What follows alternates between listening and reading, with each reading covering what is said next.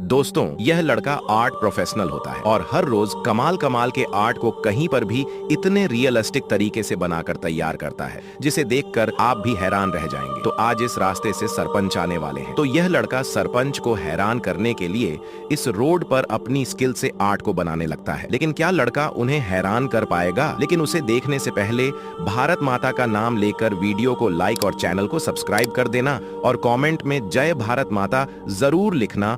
और लड़का आर्ट बनाकर चला जाता है और वे इस आर्ट को देखकर हैरान रह जाते हैं।